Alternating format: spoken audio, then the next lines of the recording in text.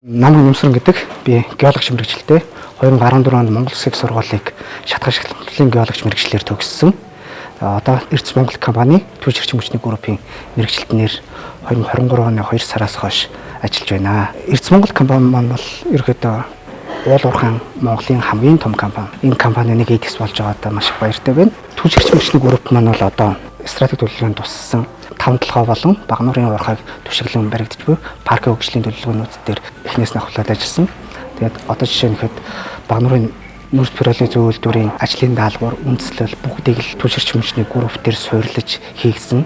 Тэднүүстэй биднээс гар бие болон оролцсон байгаа. Багнуурын уурхайг түшиглсэн нүүрс спиралын зөв үйлдвэр маань бол ерөөдөө хамгийн анхан шатны хагас кокс үйлдвэрлэх зорилготой. Энэ маань юу вэ гэвэл ерөөдөө нийгмийн шин чанартай буюу Улаанбаатар хотын агарын бохирдлыг бууруулах тийм зорилготой байгаа. Энэ төсөл маань хэрэгжээд үйлдвэр маань баригдаад эхний ээлжинд Улаанбаатарын маань утаа 50-60% тэр хүртэл буурна.